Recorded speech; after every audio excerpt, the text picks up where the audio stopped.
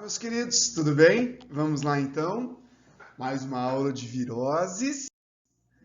Bom, a primeira aqui, as três primeiras que eu vou trabalhar com vocês são doenças das manchinhas, tá? Apesar que virose e manchinha é comum, né? Mas vamos lá então para algumas particularidades. Primeiro, rubéola, beleza? A rubéola, ela começa assim, começa com uma febre. Aí vem as manchinhas e a febre vai embora, beleza? Aí pode aparecer aí de uma meia dúzia de manchinhas até umas 200 manchinhas ou mais, né? Então depende muito, tá? Ela começa aí com essas manchinhas. O grande problema é na gestante. Na gestante, ela pode causar a síndrome da rubéola contagiosa. Por quê? O vírus pode ser passado para o bebê e no bebê ele pode causar a surdez, a catarata, ele pode causar más formações, tudo bem? E também pode levar até mesmo à morte, tudo bem? Pode levar até mesmo à morte. Às vezes, eu já ouvi casos também que a mulher pegou durante a gestação e não passou pro bebê. Tá bom? Então, existem casos e casos, tá bom? Existem casos e casos nessas situações. Então, vamos lá, meus amores. Então, essa é a rubéola, tudo bem? Então, qual que é o grande problema mesmo? A síndrome da rubéola contagiosa, beleza? Então, catapora.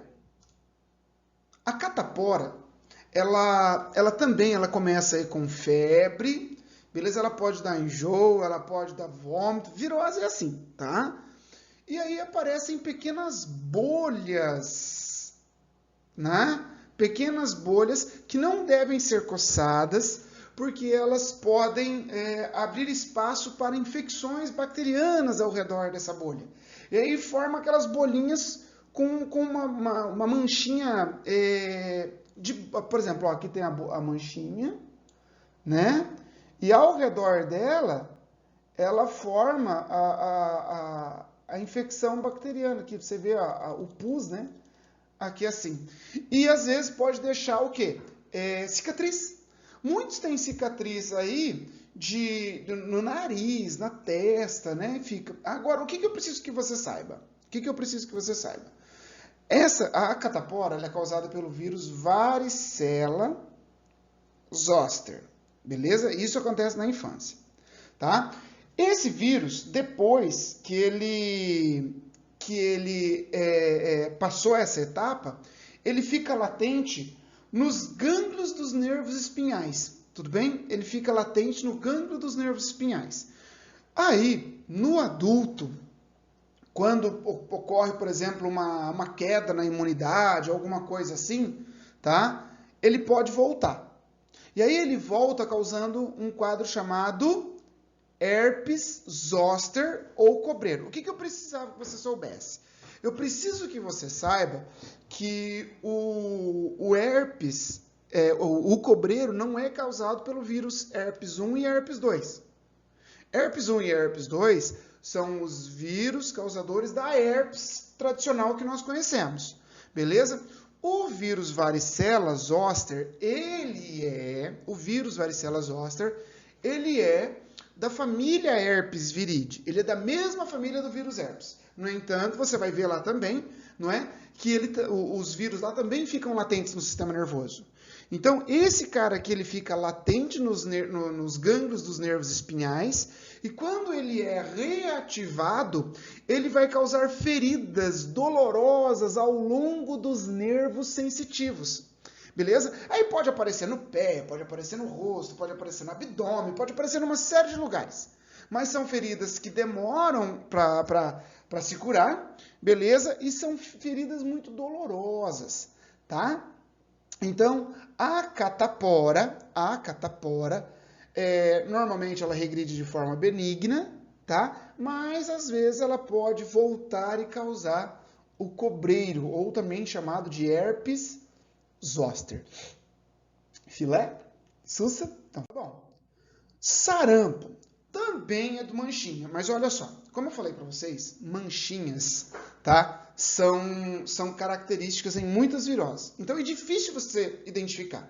Bom, primeiro, a rubéola são manchinhas esparsas, beleza? Na catapora, são manchinhas esparsas que podem sofrer infecção, tá?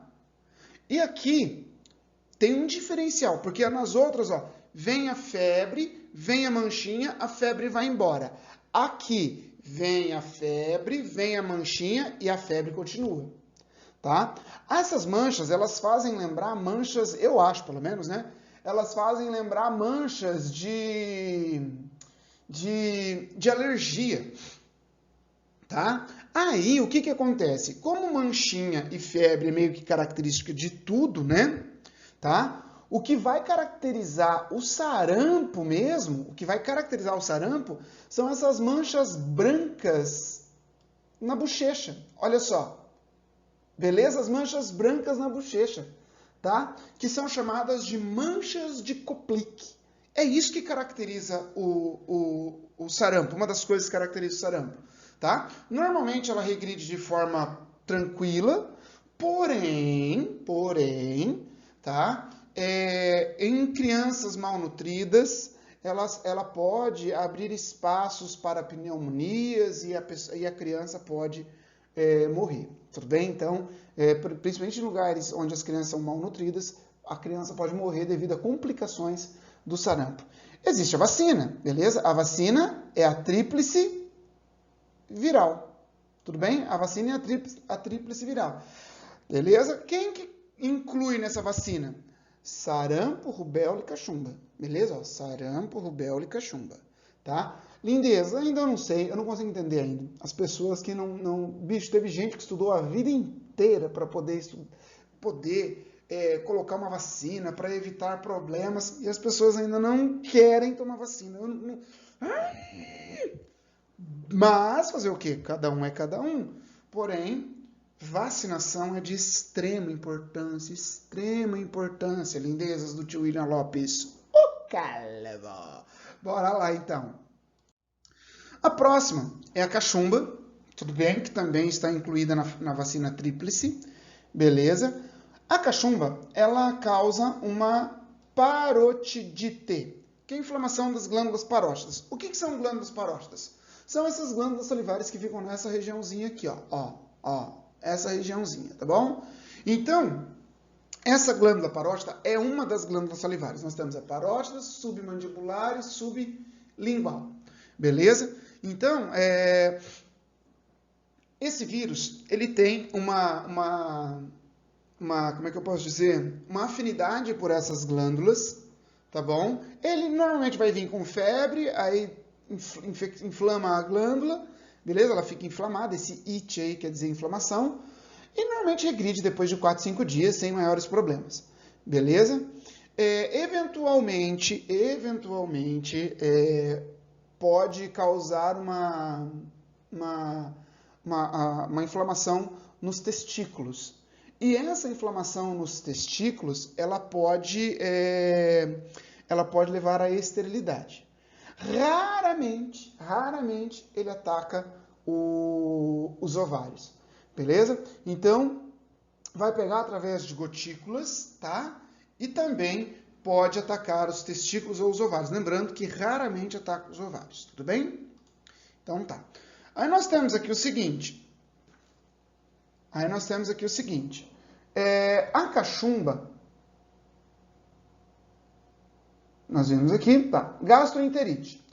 A gastroenterite, causada pelo rotavírus, que também hoje há uma vacinação, é transmitida por alimentos contaminados. E é aquilo que o pessoal normalmente fala, tá com vômito, já é uma virose. É uma virose, né? E aí acontece o seguinte, vai causar diarreia, vômito, e o que caracteriza também é febre. Porque senão, às vezes, pode ser confundido com alguma intoxicação alimentar, tudo bem? E pode causar, então, diarreia, vômito e também a febre, tudo bem? Então, essa aqui é a famosa rotavirose, joia? Varíola. Maninho, aqui é o seguinte, em relação à varíola, ela é causada por um vírus do grupo ortopoxvírus, tudo bem? Ela é transmitida por gotículas da saliva e ela causa bolhas, beleza? Pústulas deformantes, beleza? Ela causa pústulas deformantes.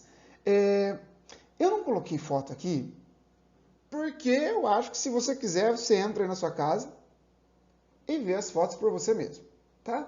Tem gente que às vezes não liga, mas tem gente que não gosta muito, então não coloco imagens fortes nos meus slides, tá? Não coloco mesmo, não gosto, tá? Então, se você quiser, depois você procura e observa aí observa o que pode acontecer aí no conforto da sua casa aí. Se você quiser dar um pause aí no vídeo agora, vai lá, olha as imagens. Mas são bolhas, não é? E elas causam lesões desfigurantes, beleza? Quando a pessoa sobrevive, porque aqui existe uma alta taxa de mortalidade, tá? Quando a pessoa sobrevive, ela então fica desfigurada, tá bom? É uma elevada taxa de letalidade, mas tem uma coisa boa, ela foi erradicada, adivinha por quem? Pela vacinação. Pela vacinação, perfeito? Em 1980. Isso foi possível porque a vacina é muito eficiente, tá? E esse vírus que causa essa varíola no humano, ele não ficou, ele não tem hospedeiros em outros animais. Então, por isso que é possível essa erradicação pela vacinação, tá bom? Então, vamos lá, lindezas. Poliomielite, tudo bem? É causado por um enterovírus, ou seja, é um vírus que causa diarreia, é um vírus que causa... na verdade, ele ataca o intestino. Em uma pequena parcela, ele vai causar a poliomielite, que é a famosa paralisia infantil. Esse cara aqui, ele promove a destruição das células nervosas na medula espinhal. Consequentemente, o desenvolvimento dos músculos não ocorre. Beleza? Eles não vão ser estimulados. Então, esse cara aqui, ele vai causar, por exemplo, nessa imagem, foi uma paralisia nas pernas, mas eu já vi casos de paralisia que acontece apenas em um ombro, por exemplo, o cara perde o movimento do ombro. Eu já vi casos que foi apenas o nervo que era responsável pela panturrilha, e só não desenvolveu a panturrilha. Eu conheço casos de pessoas que não perderam, por exemplo, eram músculos que inervavam a região do quadril, a pessoa ficou tortinha, tudo bem? Sei de casos até também que as pessoas elas perderam movimentos das duas pernas, de uma perna só. E quando essa paralisia alcança os músculos cardiorrespiratórios, né? Aí é morte, aí não tem jeito. Mas no Brasil, por exemplo, o último caso de pólio foi registrado em 1989. Tudo bem? Adivinha por causa de quem? Por causa da vacina Sabin, que é aquela vacina da gotinha. Beleza? Eu acho que todas as vacinas podiam ser por gotinha, né? Cara, vou te falar a verdade. Um dos meus filhos, para dar vacina, é uma beleza. O outro, ele põe a casa abaixo. Aí você tem que segurar em 5 para dar vacina nele. Mas toma. Gritando ou não, toma a vacina. Beleza? Então tá bom, lindezas. Poliomielite. Então, praticamente erradicada. Tem em alguns lugares no mundo endêmico, só que ainda tem poliomielite, beleza? Raiva ou hidrofobia. Ele é causado por um lissavírus. Lissa é a deusa grega, beleza? A deusa da mitologia grega, que é responsável pela raiva, pela violência.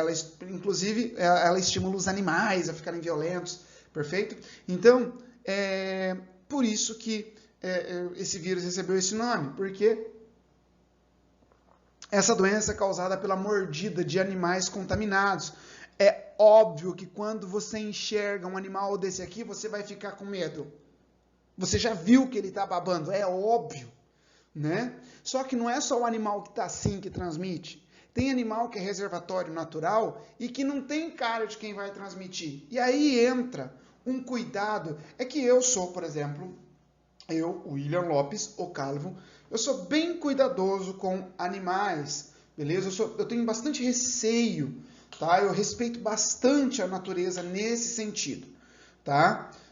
Aí acontece o seguinte, por exemplo, você vê um animalzinho desse aí, um coatizinho. Por exemplo, eu fui no Parque Nacional do Iguaçu, um monte de gente querendo dar comida para coati. Eu fiquei possesso, beleza? Ele é bonitinho? Sim. É fofinho? Sim, como diria Rei Julian. Ele é tão bonitinho e fofinho também, não é? Então, ele é bonitinho? É fofinho? É. Dá vontade de pegar? Dá, mas não deve. Não deve. Por quê? Esse cara é um reservatório do vírus da raiva. Tudo bem? Ele está atrás de você porque você está fazendo barulho de sacola e ele já associa barulho de sacola à comida. Não é porque ele gosta de você, criatura do além. Beleza? Então, esse cara aqui, eu preciso que você entenda o seguinte. Se ele te morder, ele pode causar a raiva. Entendeu? Assim como alguns macaquinhos, tá? Então, eu preciso que você tenha cuidado desses animaizinhos. Observa de longe, tá? Não vai encher o saco dele lá, tá bom? Aí, qual que é o grande problema? Esse vírus, quando o animal te morde, né? Esse vírus, inicialmente, ele começa a se reproduzir nos ferimentos, beleza? Ele vai se reproduzir aqui, ó, nos músculos e tecido conjuntivo. E aí ele pode ficar aqui por alguns dias ou até meses. Só que, se ele pegar aqui e ir em direção pelos nervos periféricos até atingir o sistema nervoso central, aí é morte. Porque depois que ele chegou no sistema nervoso, acabou. Aí é morte, aí nada consegue pegar ele lá, tá? Então, existem alguns casos que a pessoa se curou? Sim, se eu não me engano são 2 ou 3, tá? Então, tecnicamente, é uma doença letal. Chegou no sistema nervoso? É letal. Mas, se você for mordido, você vai até um posto de saúde e lá você vai ser tratado, tá? Com uma série de injeções de vacinas. Opa, aqui é um caso ao contrário das vacinas anteriores, que a gente toma bem antes, não é? E a gente tem a imunidade. Aqui o que acontece? Na hora que você foi mordido, você vai tomar as vacinas, tá? Você vai tomar uma série de injeções com vacinas antirrábica, porque aqui dá tempo do organismo produzir os anticorpos e impedir que ele chegue até o sistema nervoso. E dependendo da situação, dependendo do lugar onde ele morde, por exemplo, onde tem muitas terminações, como é o caso das mãos, como é o caso do rosto, beleza? Você também vai tomar soro rico em anticorpos. Tudo bem? Para evitar que ela chegue até o sistema nervoso. Tá bom? Então, quando um cachorro, por exemplo, te morde, ele também tem que ficar em observação para ver se ele não tem a raiva. E um dos sintomas são espasmos musculares, tá? Nos músculos da face, em especial também nos músculos da laringe, tudo bem? Causando espasmos e você não consegue engolir a água e fica babando, tudo bem? Tranquilo? Então,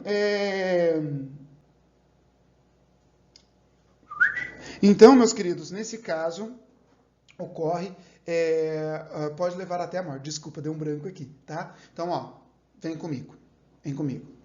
Espasmos nos músculos da faringe, beleza? Nos músculos da faringe, belezinha? Então tá, lindezas. Agora, dengue, zika, chikungunya e no próximo, mais adiante, febre amarela, beleza? Dengue, causada pelo flavivírus, existem 4 sorotipos, tá? DEN 1, DEN 2, DEN 3, DEN 4, são 4 sorotipos. Quando você pega uma, você não está imune ao outro, tá? Esse vírus ele pode causar hemorragias porque ele aumenta a permeabilidade dos vasos sanguíneos. Aí ocorre uma queda na pressão arterial e hemorragias. Por isso que você tem que evitar, quando você tem algum sintoma parecido com a dengue, você tem que evitar medicamentos que possam aumentar a permeabilidade dos vasos. Aí nós temos O Zika, que também é do grupo Flavivírus, dos Flavivírus, tá? Do grupo dos Flavivírus. E o Chikungunya, ou Chikungunya, você também pode falar, eu já achei em livro isso, você pode falar da forma abrasileirada, que é Chikungunya, causado por um alfavírus. Só que todos eles, você viu que está escrito aqui arbovírus. Beleza? Arbovírus. Todos eles são arbovírus. Tudo bem? Arbo, tem alguma coisa relacionada com árvore? Não. Beleza? Esse ar aqui, ele vem de artrópode. Esse BO vem de born, que é nascer, permanecer. E vírus, vírus mesmo. Então, arbovírus são vírus transmitidos por artrópodes, perfeito? São vírus transmitidos por artrópodes. O que eles têm em comum? Todos eles são transmitidos por mosquito do gênero Aedes, em especial o Aedes aegypti, beleza? Aí vem o grande problema, né? Porque esse mosquito ele se prolifera em águas limpas e paradas. Uma tampinha de garrafa, um pequeno plástico, um papel, um plastiquinho de bala, ele pode se reproduzir e deixar seus ovos. E o problema, o mosquito, ele passa o vírus pelos ovos, ele passa para os ovos dele.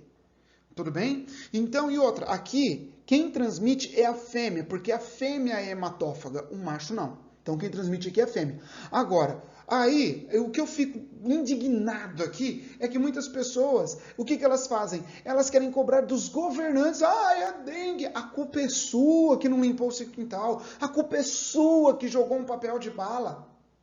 A culpa é sua que jogou uma garrafa no quintal e largou lá. A culpa não é de governante, a culpa é sua.